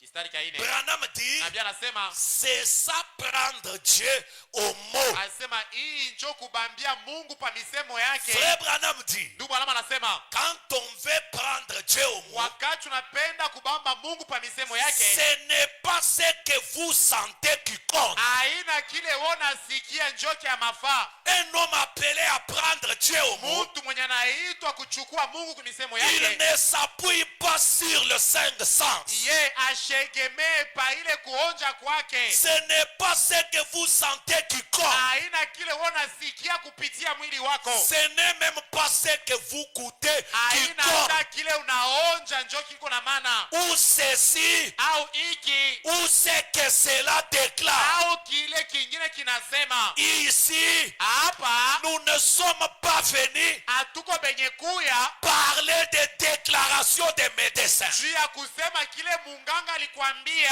Est-ce que je peux rejouer? Nawezi kusemulula tena. Je ne suis pas venu Mishina mwenye kuya hapa connaître le nom de la maladie juu ya kujua jina ile magonjwa yako. surnommée par le médecin. Ile munganga alipanga jina. Branham dit, ce n'est pas ce que vous voyez. Nabii anasema haina kile macho yako Ce n'est inaona. pas ce que vous sentez. Haina kile unasikia. Ce n'est pas ce que vous goûtez qui Haina compte. kile unaonja. Ce qui compte pour les chrétiens, Ya mafaa juu ya Mkristo c'est la parole du ni Seigneur. kile neno ya Mungu inasema. Frère Branham dit, Ndugu Branham anasema sur ta parole, Seigneur, atana tu na neno yako Bwana. je vais jeter les filets. Jomi tatupa makila. Frère Branham dit, Ndugu Branham anasema quand Dieu vous recommande de le faire, wakati Mungu anakuambia ufanye kitu fulani, je ne sais pas comment ils seront là. mishi jue namuna kaniba samaki batakuwa Tu hapo. n'as pas besoin Hauna na mambo de connaître comment la chose va ya arriver. kujua sema mambo itafika namuna kani. Tu n'as pas besoin Haulazimishe de regarder le capital que tu as dans la maison. kuangalia bwingi ya makuta ile uko nayo. Oh, un grand bâtiment comme Oh, ça. kanisa munene hivi Comment le finir? tutaisha je? On n'a pas des hommes d'affaires. Hatuna na batenda biashara On huko n'a kanisa. pas de millionnaires. Hatuna na bamilioneri mukanisa Quand yetu. Dieu vous recommande de faire quelque chose, Wakati Mungu anakuambia ufanye kitu fulani, ne regardez pas aux symptômes. hapana kuangalia kwa maumivu. Ne regardez pas aux symptômes. Hapana kuangalia kwa ile maumivu Ne kunayo. regardez pas les paroles des médecins. Hapana kuangalia misemo ya munganga. Oubliez les ordonnances des médecins. Sababu vile madawa walikuanjikia. Oubliez les paroles de malédiction. Sababu ile misemo yote ya laana. Regardez l'ainsi dit le We Seigneur. angalia vile Bwana anasema. Frère Branham dit, Ndugu Branham si anasema c'est Dieu qui vous recommande de le kama faire, ni Mungu anakuambia sema ufanye vile, est-ce que nous pouvons lire ensemble à haute voix? some pamoja. Même si il n'y avait pas de poissons, Hata kama hakukuwezi kuwa samaki, même s'il n'y en avait pas, hata kama basamaki habakukuwepo, et que Pierre par la foi na Petero kupitia imani jetait les filets, anatupa makila, croyant que Dieu mwenye kuwa naamini kwamba Mungu accomplirait sa parole, atatimiza neno yake. alors Na sasa la foi de Pierre imani ya Petero en aurait mis là. iliwezi kuweka basamaki pale. Est-ce que je peux entendre un amen? Amen. Est-ce que je peux entendre un alléluia? Haleluya. Dieu lui a dit de jeter les Mungu filets. anamwambia atupe makila. Et frère Branham dit, Na ndugu Branham anasema même s'il n'y avait pas de poissons dans la mer, ase hata kama basamaki abakukue mwile mai, mais comme la parole de Dieu ne faillit jamais, sawa vile neno ya Mungu hayangukake, et que Pierre par la foi jetait les na filets. Petero kupitia imani anatupa makila. Je répète, Mimi nasomulula, quand Dieu parle, wakati Mungu qu'il y anasema ait des poissons ou pas, hata basamaki beko hapo au hapana, qu'il y ait le capital ou pas, hata kama makuta iko hapo au qu'il y hapana, ait des revenus ou pas, hata kama unapatia au hapana, si Pierre par la foi kama Petero kupitia imani avait jeté les filets, alitupa ile makila, se basant sur la parole du mwenye Seigneur, kuwa nashimamia pa ile misemo ya frère Bwana. Branham dit, Ndugu Branham anasema la foi de Pierre anasema imani ya Petero en aurait mis là. iliwezi kuweka basamaki pale. Mais quoi? Kuweka nini? La foi de Pierre Imani ya Petero pouvait partir chercher les poissons iliwezi kwenda kutafuta basamaki kule où beko, ils se trouvaient kule basamaki beko, et venir les placer na dans la mer kubaleta pour kubaweka faire pale accomplir la parole juu de ya Dieu. kutimiza neno ya Mungu. Dites 3 fois un amen. Amen, amen, amen. Frère Branham dit, Branham anasema et c'est exactement ce qui est arrivé. asema hakika tu njo kile imani ya Petero ilifanya. Est-ce que tu peux lire avec moi? Sema pamoja na mie. Ah, même si tu es malili, dis lire avant hata kama dimanche. una baridi utasoma. J'ai dit, tu vas lire. Wewe utasoma. Frère Branham dit, Ndugu Branham anasema, c'est exactement asema ni hakika tu ce qui est arrivé. jo yenye mambo ilifika ni Qu'est-ce ile. qui était Ni arrivé? nini ilifika? Dans la mer, Mule mubare il n'y avait pas de poissons. samaki haikukuwemo. Dans la mer, Mumutoni il n'y avait pas de fret. amukukwele mandakala. Mais parce que Pierre Lakini sawa vile Petero s'était confié aliegemea dans la parole infaillible kwa de ile Dieu, misemo ashipo kuanguka ya Mungu, la foi de Pierre imani ya Petero a placé les poissons dans la mer. ikafanya kwamba basamaki Le bakuwemo. Dieu que nous servons Huyu Mungu tuko est natumikia capable de confondre les paroles des médecins. anawezi kuvuruka misemo ya Oh, mganga. ils ont enlevé les matrices. Oh, balitosha matrisi yote. Ce sont des langages charnels, Jo misemo ya bantu ile. des confessions négatives. Jo kule kukiri kwa C'est kubaya. le docteur qui a Ni enlevé munganga njo alitosha une chose qu'il n'a pas créée. kitu kile ye akuumbe. Mais si tu crois que Asa. tu finiras par concevoir, Kama wewe unaamini kwamba we utachukua mimba, ta foi peut te créer des matrices. imani yako inawezi kuumba matrisi Peut-être nyingine. pendant que je parle, Saa zingine hapa niko nasema quelqu'un est allé à l'hôpital mtu alienda kwa hospitalo et le docteur a na dit munganga anamwambia que tu as les myopes. ya kwamba uko na miongo. Sous l'onction de la parole, Chini ya upako ya neno, j'aimerais te dire cette semaine ninapenda kuambia hivi dada, que les yeux de la colonne de ya feu kwamba ule Mungu wa nguzo la est moto capable de transformer les myopes eko na uwezo ya kubadilisha ile miongo en une grossesse. na inakuwa mimba. Il est capable de le Eko faire. na ile uwezo Un chrétien ya Mkristo ne vit pas par la vie, ashiishi kupitia kila naona, ne vit pas par le cinq sens. ashiishi kupitia bila Nous nasikia. vivons par la foi. Tuko naishi kupitia La imani. foi peut amener à l'existence. Imani nawezi kufikisha. La foi peut créer. Imani na umbaka. La foi peut reproduire. Imani nawezi kuzalana Tunéa, kwa bure. la foi peut appeler à l'existence. Imani nawezi kuita kitu na Et kinaonekana. si tu es déjà connecté, Na kama ulisha kuungana ce soir hii même, magharibi tu, Dieu fait de toi un témoignage. Mungu atafanya kwamba uwe Nous ushuda. n'allons pas attendre demain après-demain. Hatutachunga kesho au kesho kutwa. Mais moi, je crois que ce soir, Mimi naamini kwamba hii magharibi vous êtes dans la présence du Créateur. kwa muwepo ya ule mumbaji, Et dans cette présence, na ndani ya ile wepo tout peut arriver. vyote vinawezi kufika, L'impossible ila peut iwezekane, devenir possible. inawezi kuwezekana. La maladie Magonjwa peut se transformer en vitamine. inawezi kubadilika inakuwa afya Oui, njema. pendant que nous sommes en train de parler, Wakati tuko tunasema ce sont des vertus surnaturelles inakuwa ni ile mauwezo que nous yasipokuonekana, dégageons du haut de la chair. ile iko natoka tokea mimbali. Et déjà, si quelqu'un se connecte, Na kama mtu anaungana, il sort ce soir atatoka hii magharibi avec son témoignage. na ushuhuda Ce wake. n'est pas l'homme qui accomplit la Na chose, iko mtu mwenye kuwa anatimiza mais kitu, c'est Dieu lui-même. lakini ni Mungu peke Frère yake. Branham dit, Ndugu Branham anasema, il n'y avait pas de poisson, asema samaki haikukuwa il n'y hapo, avait pas de fretin. amukukua ile mandakala. Mais c'est effectivement ce qui est arrivé. Hakika tu njo ile ilifika. La foi de Pierre Imani ya Petero a amené à l'existence. ikafanya kwamba samaki Dis ionekane. à ton voisin, Ambia ule pembeni yako, la foi de Pierre imani ya Petero a créé les poissons. ikaumba basamaki. Dis-lui à haute voix, Umwambie na sauti ya lulu, regarde la personne qui est trop fatiguée. angalia ule mtu mwenye kuchoka pembeni Dans la yako. présence de Dieu, Uwepo wa Mungu on ne se fatigue pas. abachokakemo. Quand on vient décourager, Wakati unakuwa mwenye on kuchoka, se réchauffe au feu du réveil. unakuwa naota ile moto ya amsho. Regarde la personne qui est Angalia fatiguée. ule kwa pembeni yako, Dis-lui la foi de Pierre. umwambie, sema imani ya Petero, La foi de Pierre imani ya Petero a amené les poissons à l'existence. ilifanya kwamba basamaki bonekane. Frère Branham dit, Ndugu Branham anasema, écoutez, msikie verset 6 au milieu. kistari cha 6 pale katikati, Comment nous pouvons nous enfermer, namuna kani tunawezi kujifungia des pauvres et tout petits esprits comme nous, na bantu ba masikini sashie et essayer de dire, na kupima kusema eh bien, vizuri, Dieu l'a peut-être dit, Mungu saa zingine alisema vile. Mais moi, Lakini je mie ne peux pas croire que c'est vrai. mi siwezi kuamini asema ni Frère ukweli. Branham dit, oh là là, Ndugu anasema oh la la. moi, Mie je le prends simplement au mot. niko nabambia Mungu Frère, sois un peu mpaka rapide là. misemo yake. Frère Branham dit, Ndugu anasema moi, Branham, mie Branham je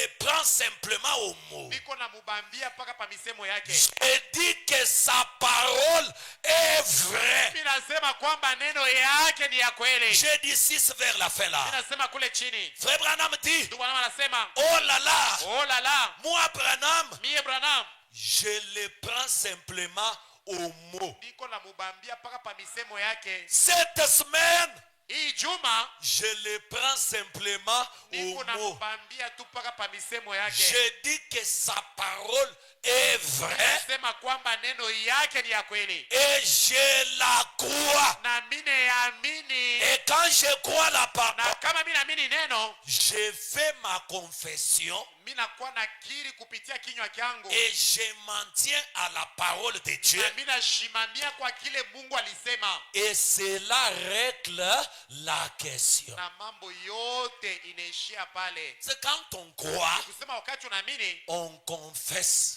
unasema mkinywa yako. Ah non, les prédicateurs prêchaient. Mhubiri alikuwa anahubiri. J'étais dans la salle, Nilikuwa mnyumba mule. j'écris. Niliamini tu. Croire Kuamini ne suffit pas. akuenee. Après avoir cru, Kisha we kuamini. fais de la parole Sasa beba ile neno. ta propriété privée. Ikuwe yako sasa mkipekee. Déclare que tu as la chose. Na useme kwamba kitu kile nilikuwa natafuta Frère nishakipokea. Branham dit, Nabii anasema, cela règle la question. asema njoo pale mambo yote inaishia. Question et réponse sur le Saint-Esprit. Mahubiri Prêché le 19 décembre 59. yenye kuhubiri mwile tarehe. 19 décembre 59. Yenye kuhubiri mwile tarehe. Paragraphe 165. 165. Question et réponse sur le Saint-Esprit. 19 décembre 59. 165 paragraphes. Nabii anasema hivi. Frère Branham dit, Ndugu Branham anasema hivi. j'ai dit oui. Nasema ndio. Comment? Après m'avoir vu, Asema kisha yeye kuniona. touché Kisha yeye kunigusa. et mis ma main dans ta main, Na kuweka mikono yangu mikono yake. dans mon côte, Mule mulubavu yake. et là tu dis que tu crois. Na ukasema mimi naamini. Mais Lakini combien plus grande est la récompense sasa namraka ni malipo itakuwa mnene. de ceux qui n'ont jamais vu, Ya bale be ya baya onaka. mais qui pourtant croient. Lakini japo bobe ko banaamini. Maintenant écoutez les prophètes. Asa msikie nabii. Frère Branham dit, Ndugu Branham anasema, vous savez life mon église, asema mnajua live kanisa yangu. il est un Dieu bon. Ye ni Mungu mwema. Il est un Dieu bon. Anekalaka Mungu mwema. Dis à ton voisin, Ndio le pembeni yako. il est un Dieu Anakuwa bon. ni Mungu mwema. Il est un Dieu bon. Anakuwa Mungu mwema. Il est un Dieu bon. Ni Mungu mzuri. Il est un Dieu bon. Na ye ni Mungu mwema. Est-ce que tu peux encore le dire à ton voisin? Ambia ule ko pembeni yako. Il est un Dieu bon. Umwambie asema Mungu ni mwema Frère zaidi. Branham ajoute, Ndugu Branham anaongeza, et ce soir, sema na hii magharibi il vous accorde les désirs de votre cœur. eko na kupatia hitaji ya moyo wako. Tout ce que vous pouvez faire, Yote yale unawezi kufanya, croyez simplement en lui. we umwaminie tu. Parce que mtu ashitaweza kuikala eko pembeni ya ndugu yetu ule anza kumwandikia ba note on donne il écrit. Il me reste même des citations ici. Umembatikiria andiko mbili. Mtu ikala eko nani yake kule.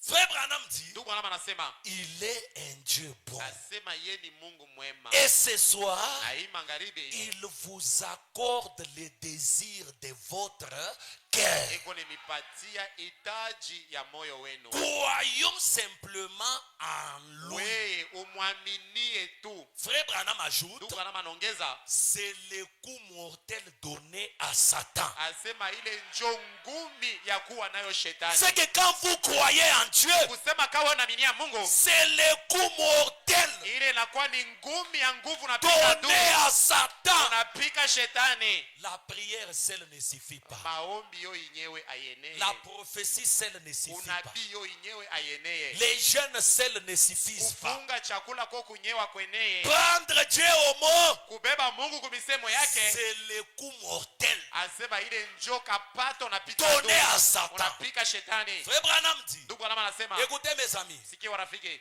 quand un homme, wakati muntu oh my, quand un homme croit Dieu, wakati muntu anaminia Mungu, quand un homme prend Dieu au mot, wakati muntu anabebea Mungu kumisemo yake, frère, ndugu cela tuera Satan chaque fois. asema ile itaua shetani wakati yote. Wako wetu, eske Mungu anadishikia? Mimi namiliza tu. Mungu anadishikia? Ndugu yangu, uliisha mbele. Nurisha kidogo. Kidogo. OK. Tuanzie pale. Est-ce que nous pouvons lire ensemble? Amen. Je vais me rassurer que vous êtes connectés. Mimi napenda nikuwa nahakikisha Ce n'est que l'introduction. inakuwa tu ni kiingilio ya Je mahubiri veux yangu. qu'on décolle le vendredi. Mimi napenda tupepuke mkatano. Frère Branham dit, Ndugu anasema, il est un Dieu. Mais j'ai dit, lisons ensemble s'il vous plaît. tusome pamoja. Kwa buluma. Tusome pamoja kama mnapenda. Il est un Dieu bon. Bien sûr, il m'accorde les désirs de mon cœur. Nous allons relire ça 3 fois. Tutaisomulula mara tatu. On peut seulement lire et rentrer à la maison. Tunawezi tu tunasoma kisha tunarudia kwa nyumba. Venir entendre qu'il est un Dieu bon.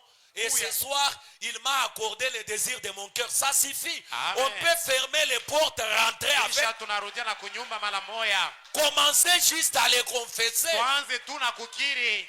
Que j'étais parti mais vide. Na mimi nawezi kwenda mikono bule. Et il m'a accordé les désirs de mon cœur. Hitaji ya moyo wangu. Branham a dit que prier seulement ne suffit Na pas. anasema kuomba akwenee kwa kunyewe. Les gens prient, ils gênent. Bantu beko naomba wanafunga chakula. Mais ils ont peur de prendre possession Lakini banakuwa na boka kubeba na de kushika. l'objet de leur prière. Ile yenye sababu ya maombi yabo. Tu as prié. Uko mwenye kuomba. Tu as gêné. Unafunga chakula. Mais Dieu te dit qu'il t'accorde les désirs de ton Sasa cœur. Mungu anakuambia beba hitaji ya Toi, moyo tu es là wako. calme, tu Woko contemples pale le nikana tu prédicateur. kimya. Oyako sana nini? Uko unakuwa kufanya nini? Mais tu peux seulement entendre qu'il t'a accordé les désirs de ton cœur. Allez, tu oublies les béquilles, tu oublies ta maladie, tu oublies ta souffrance. Tu commences à glorifier Dieu. Unaanza tu kusifu Mungu. Frère Branham dit, Ndugu anasema, lisons ensemble. tusome pamoja. Il est un Dieu bon. Bien sûr, il m'accorde les désirs de mon cœur. Relisons ça. Tusomulule tena. Relisons ça. Tusome tena. Ce soir, Hii magharibi, il est un Dieu bon. Bien sûr, il m'accorde les désirs de mon cœur.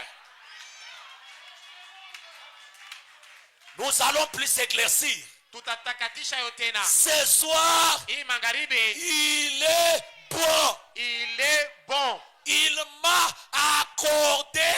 Il m'a accordé. Il m'a accordé Eko mwenye kunipa les désirs hitaji de mon ya cœur. moyo wangu. Est-ce que nous pouvons continuer? Amen. Pour ce soir, Juu ya hii magharibi, croyons simplement en lui. tumwaminie tu. Croyons simplement en lui. Lui. Qui croit dans cette salle? Mais crois tout simplement qu'il t'a accordé les désirs de ton cœur. Amini tu ya kwamba nakupatia hitaji ya moyo wako. Moi, je ne sais pas discerner les désirs du cœur. Ishi Pasteur. jue hitaji ya moyo wako ni nini. Frère Branham dit, Bwana anasema il est un Dieu bon. yeye anakuwa Mungu mwema. Et il t'a accordé Eko mwenye kukupa les désirs de ton cœur. hitaji ya moyo wako. Frère Branham dit, Bwana anasema croyez simplement en we lui.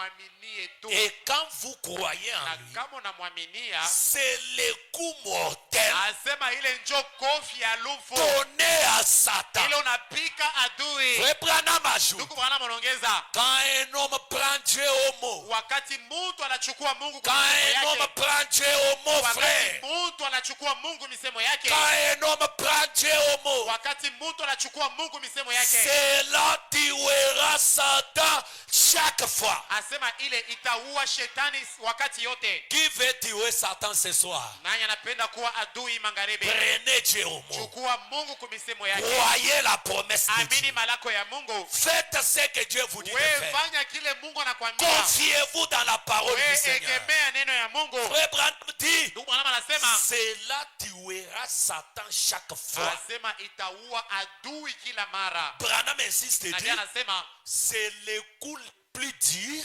asema njo ngumi ya nguvu que Satan puisse recevoir. ile shetani anawezi kupokea hii Ce magharibi. Hii soir, magharibi prendre Dieu au mot, chukua Mungu kumisemo, croire la promesse de Dieu, kuamini malako ya Mungu, c'est le coup le plus dur. inakuwa ni kofi ya nguvu napika adui. Je répète, Na somulula tena, quand Satan vous attaque, wakati tu adui même anakushambulia dans votre chambre à hata coucher, mchumba yako ya kulala, dites, wewe mwambie, toi Satan, we shetani, il est écrit, inaandikiwa, il est écrit, inaandikiwa, il est écrit, inaandikiwa, il est écrit. inaandikiwa. Frère Branham dit, Ndugu Branham si anasema, l'enfant est malade, mtoto iko na tu gonjwa, regardes le diable unaangalia shetani et tu dis, na unamwambia, toi maladie, wewe magonjwa. frère Branham dit, Ndugu Branham anasema, frère Branham ndugu dit, Branham anasema, il est écrit, inaandikiwa, il est écrit, inaandikiwa, c'est le coup le plus dur jo ngumi ya nguvu napika adui que Satan puisse recevoir. ile shetani anawezi kupokea hii Quand magharibi. un homme prend Dieu au mot, Wakati mtu anachukua Mungu kwa misemo yake, certainement. hakika tu. L'avant-dernière citation, je termine. Andiko ya mwisho na mimi namaliza. Frère Branham dit, Ndugu Branham anasema, est-ce que vous allez ponctuer amen à ça? amen, Est-ce que vous allez ponctuer amen pour ce soir? amen. Un paradoxe. 17 janvier 65. Kwenye kuhubiri mwile tarehe 17 janvier 65. Paragraphe 113. Frère Branham dit. ndugu Branham anasema hivi, 113 entre parenthèses 93. Frère Branham dit ceci. ndugu Branham anasema hivi, Est-ce que vous allez croire la parole? amen, Est-ce que vous allez croire la parole? amen. Frère Branham dit. Ndugu Branham anasema, Et tout homme asema muntu wote qui croit Dieu ule anaminia Mungu et le prend au mot. na anamubeba kwa misemo Je yake. vais rejouer là-bas. Mitasomulula tena, Et tout homme na muntu wote qui croit Dieu ule mwenye kuwa anaminia Mungu et le prend au na mot. anamchukua kwa misemo yake, Peu importe le circonstance, hata kama eko mujambo ya namuna kani, Dieu Mungu va accomplir un autre ye paradoxe. atatimiza tena maneno ingine ya kushangaisha. Tuanzulula, hein? Tutanzulula. Il faut neno heno nubala sivansana.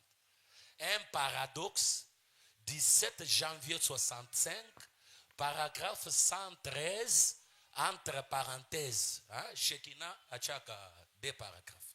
113, entre parenthèses 93.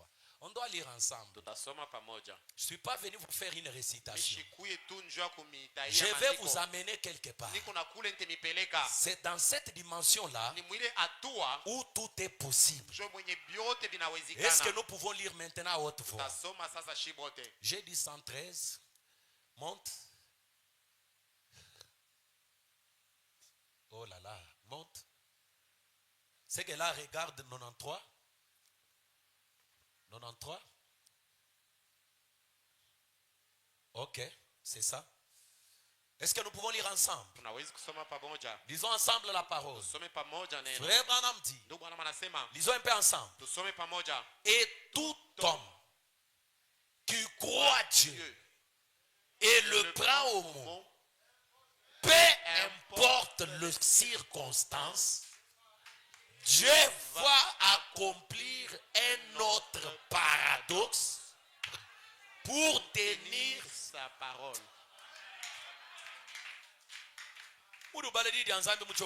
Huku nasoma neno ya Mungu mwenye kuchoka vile juu ya nini? tushimama mbele Tushimame mbele bwima. takata nikate tu ha tutaweza kuishia hapa uswat tainga Lisons seulement la parole. tusome tu neno, Lisons la parole. tusome neno. Est-ce que nous pouvons lire ça à haute voix? Amen. Lisons ça à haute voix. Tusome na sauti ya yulu. Frère Branham dit, Ndugu Branham anasema, et tout homme qui croit Dieu et le prend au mot, peu importe les circonstances, Dieu va accomplir un autre paradoxe.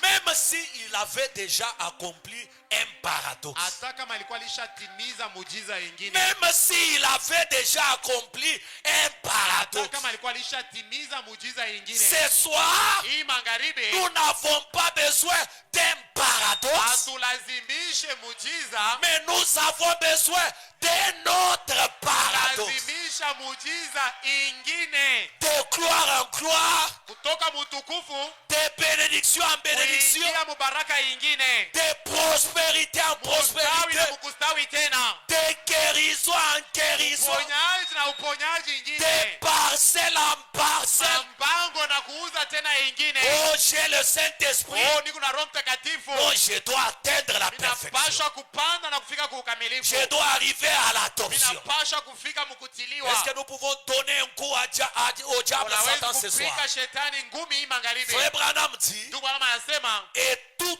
homme na mtu yote qui croit Dieu mwenye kuwa naaminia Mungu et le prend au mot, na anamchukua kwa misemo yake, peu importe les ingao circonstances, jambo lolote, peu importe les circonstances, hata kama mambo leko nayo ya namna gani, peu importe les circonstances Ni signifie kusema, peu importe les circonstances. ingao mambo yoyote unawezi kuwa Oh, nayo. j'ai les cirrhoses des fois. Niko na cirrhose des fois, Peu importe les hata kama ni circonstances. malaria namna gani, Oh, on a enlevé la matrice. asema manatosha matrice, Peu importe les hata kama ni circonstances. magonjwa ya namna J'ai gani, le cancer, j'ai niko le na sida. kansa, niko na sida, Je n'arrive pas à hakuna concevoir. namna kuchukua mimba, L'enfant SS. mtoto iko na Peu importe les hata circonstances. kama ni mambo ya namna Oh, je gani, n'arrive pas à me débarrasser du péché. asema kuna namna kuachana na dhambi. Je ne suis pas responsable de la citation. Haina mie njo mwenye kuleta hii andiko. Dieu tient sa parole. Mungu yeye anashika neno yake. Tout homme, Mtu wote, toute femme mwanamke wote qui croit Dieu mwenye anaaminia Mungu et le prend au mot. anamchukua kwa misemo yake. Prions ensemble à haute voix. Peu importe les circonstances, Dieu va accomplir un autre paradoxe pour tenir sa parole. Frère Branham dit, Bwana anasema, écoutez, usikie, c'est pourquoi Abraham njo kwa maana Ibrahimu a appelé ses lieux akaita ile fasi Jéhovah Jireh, Jehova Jire, l'Éternel, wa milele. le Seigneur Bwana s'est pourvu akajitayarishia d'un sacrifice. sadaka yake. Frère Branham termine Bwana et dit, anamaliza anasema, ce soir, hii magharibi il peut toujours accomplir un paradoxe. anawezi tena kutimiza muujiza. Est-ce que tu peux rejouer ça? Unawezi kusomulia tena, Il peut toujours il peut toujours accomplir un paradoxe. Dites ça au temps présent. wewe uiseme hii magharibi. Ce soir, Hapa tuko tunasema il va accomplir atatimiza un paradoxe. muujiza. Ce soir, Ni même, hapa tuko tunasema Dieu va accomplir Mungu atatimiza un paradoxe. muujiza. Écoutez, Sikie, je vais plus éclairer. mimi napenda Je kumitakatishia. vais plus actualiser. Mimi nawezi kuisema njoo hii magharibi. Confessons tout simplement à haute voix. Tukiri tu na sauti ya yulu. Je ne sais pas ce que Dieu vous réserve. Mishijue Mungu anakuchungia nini. Dites tout simplement, Wewe sema tu, ce soir, ce soir il a accompli il a accompli un un paradoxe. paradoxe. Que toute parole d'homme Na misemo yote ya mtu soit reconnue pour mensonge. yo iwe bongo, Que la parole de Dieu na misemo ya Mungu soit reconnue pour vrai. itambuliwe sa ukweli. Est-ce que nous pouvons encore le confesser? Tunawezi kuikiri tena mara Ce nyingine. soir, Ce soir il a accompli il a accompli un un paradoxe. paradoxe. Frère Branham dit, Ndugu Branham anasema il peut faire cela cet après-midi. anawezi kuifanya hii magharibi. Branham parle de l'après-midi, pasteur. Nabii anasemea njoo hii magharibi. Branham parle de Nabii l'après-midi. anasemea njoo hii magharibi. Il peut faire cela Anawezi kutenda ile mambo. cet après-midi Hapa tuko tunasema si seulement vous prenez Dieu au mot. kama tu unabamba Mungu kumisemo yake. Il a accompli un paradoxe. Anatimiza mujiza. Comme vous avez pris Dieu au mot. Sawa vile munachukua Mungu kumisemo yake. Nous allons nous tenir à la main. Na pale sasa tutabambana kumikono. Je vais lire cette prière. Tutasoma hii maombi. Est-ce que vous allez croire ça? Amen. Est-ce que vous allez vous confier en ça? Amen. Frère Branham dit, Ndugu Branham anasema je suis dans la prédication qu'il a intitulée niko mahubiri ile napanga ta famille. jamaa yako. Prêcher le 8 août 1961. Yenye kubiri mwile tarehe. 8 août 1961, paragraphe 7. Mstari ya 7. Est-ce que vous allez dire amen à la prière? Amen.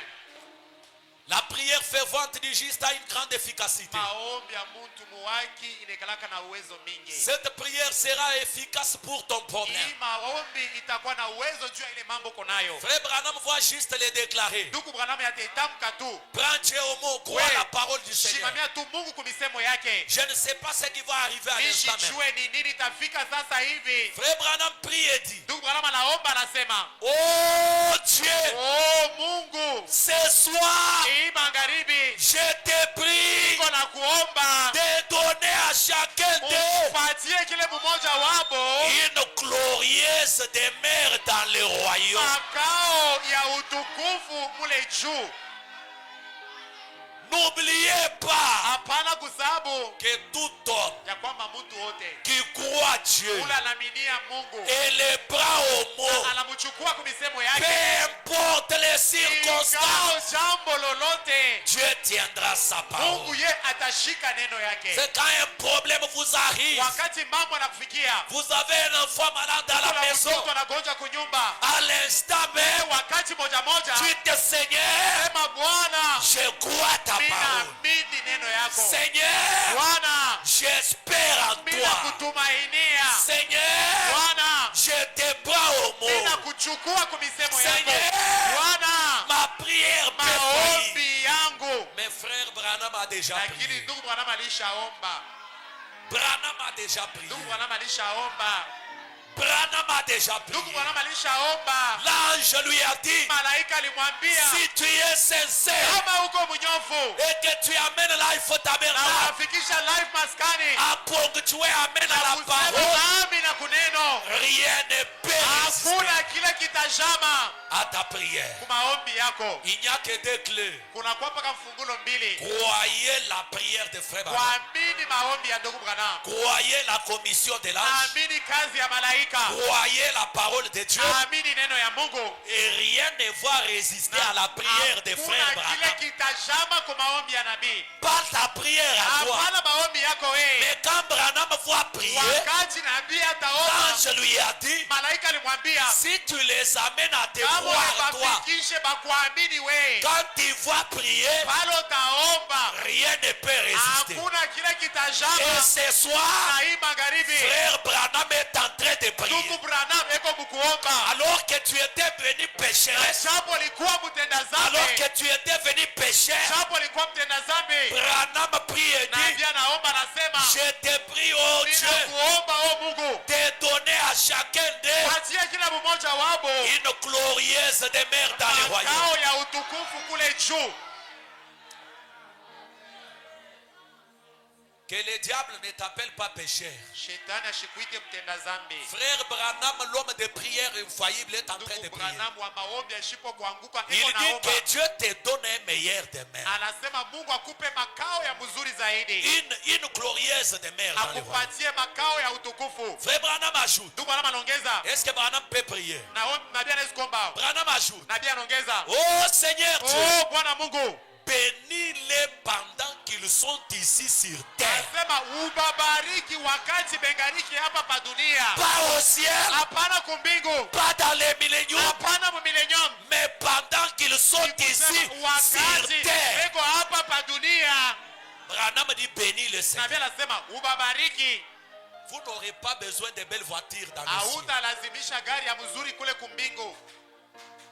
Vous n'aurez pas besoin de belles vestes dans le royaume. Hautalazimisha mangocha mzuri kule kumbingu. Vous n'aurez pas besoin d'une belle église dans le royaume. Hautalazimisha kanisa ya mzuri kule kufalme. Branham sait Nabii anasema que dans ce monde, ya kwamba muhii dunia vous avez besoin de bien vous habiller, unalazimisha kwa kuvala mzuri, bien manger, kula kwa mzuri, dormir dans une belle chambre bien kulala kwa climatisée, mchumba ya mzuri, sentir bon, unasikia unanuka mzuri, hein, t'habiller très bien. unavala kwa mzuri. Il prie et dit, Anaomba anasema, bénis-les anasema ubabariki pendant qu'ils sont ici sur terre. wakati ile bengariki hapa pa dunia. Branham ajoute, Nabii anaongeza, est-ce que Branham peut prier? nabii anaweza kuomba au Fais-les prospérer fanya kwamba bastawe dans tout ce qu'ils font. mubyote bile beko banafanya, Fais-les prospérer fanya kwamba bastawe dans tout ce qu'ils font. mubyote bile beko banafanya, Soyez prospères. ustawe.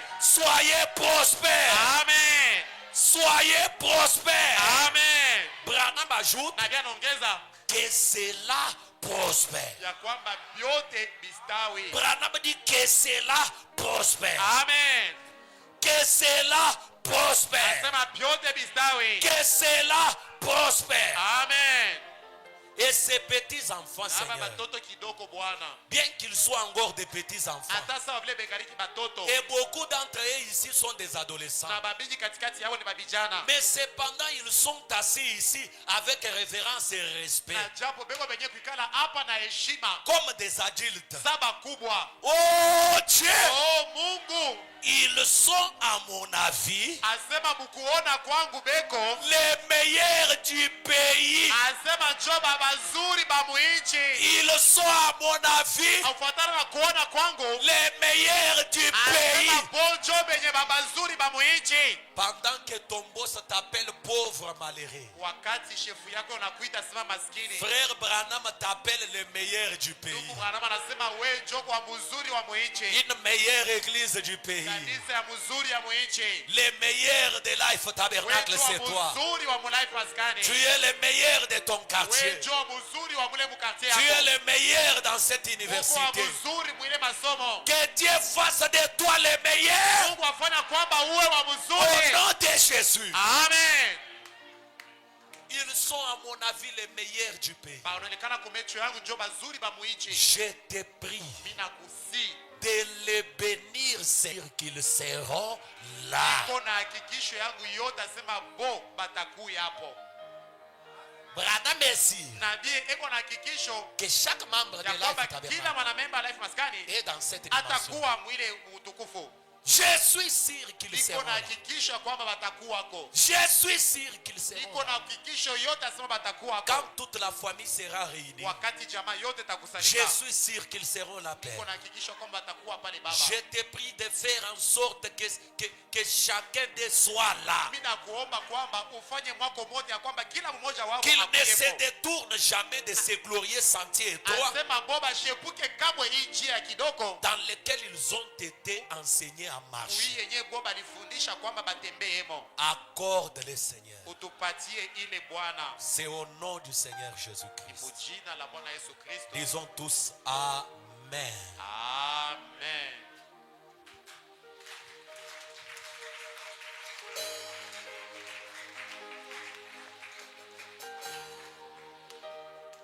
Crois seulement, tout est possible. Crois seulement.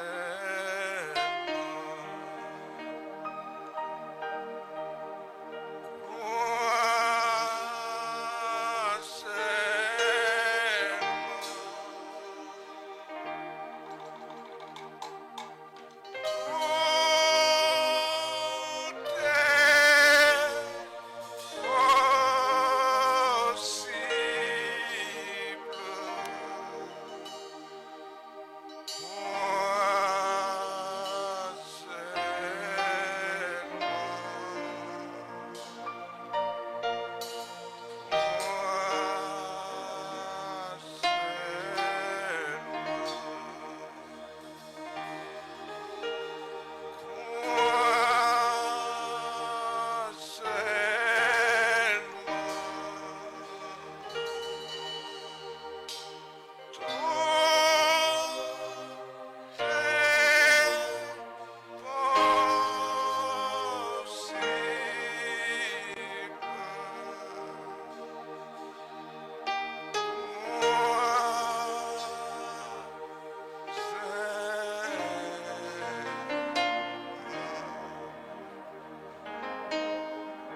Seigneur, nous croyons que tu l'as ainsi fait, oh Dieu.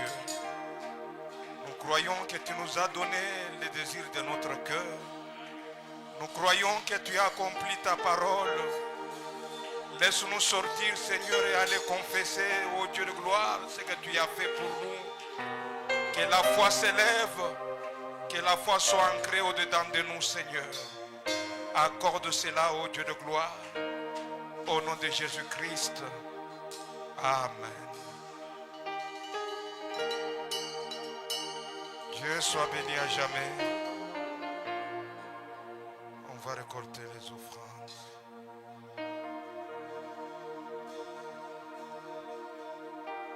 Crois seulement, tout est possible. Dieu accomplit sa parole. Peu importe les circonstances. Il accomplit